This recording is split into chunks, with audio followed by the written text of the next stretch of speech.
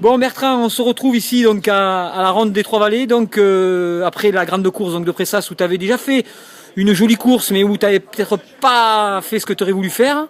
Aujourd'hui ici, magnifique, tu pars dans l'échappée de bonheur, fallait oser, très très loin de l'arrivée, avec Laurent Sensé, et c'était un bon choix, et surtout Olivier Fardeau, José Correa aussi, et puis c'est parti.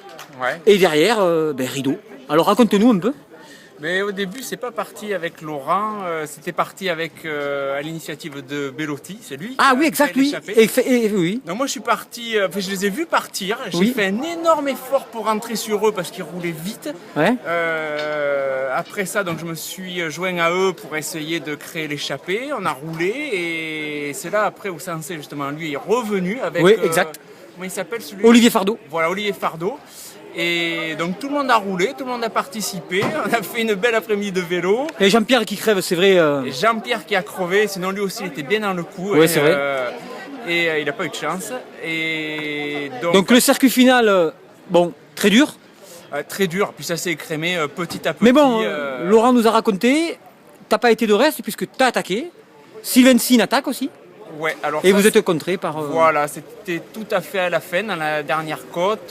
Sylvain a appuyé fort. Ouais. J'ai essayé de donner tout ce que j'avais, moi déjà pour me jauger par rapport aux autres, et puis pour voir aussi les autres, comment ils réagissaient. Ouais. Et c'est là où Laurent Sensé, lui, a encore plus accéléré sur mon accélération. Il est parti. Et... C'est un profil pour lui, de toute façon. Ah, et puis bon, il était facile, il roulait bien. Par contre, une chose qu'il faut signaler, remarquable course de Romain, de Bruno et d'Éric derrière, ouais, c'est vrai. Qui ont contrôlé et qui ont, allez on peut le dire, asphyxié Yann Toutain. Entre Nicolas Naïbo de Mont-de-Marsan et vous, Yann, il était dans un étau, le pauvre. Le but, c'était pas d'asphyxier Yann, parce que Yann, bon, on sait très bien que s'il fait un peu ce qu'il veut, s'il a envie, il peut partir. Ouais, bon, mais aujourd'hui, c'est vrai que mes équipiers ont essayé de faire ce qu'il fallait pour que l'échappée aille au bout. Ils ont participé, donc eux, de leur côté, à ce que l'échappée se fasse. Mais après, de là à dire maîtriser Yann, bon, Yann, on connaît ses qualités et on sait que c'est un gars...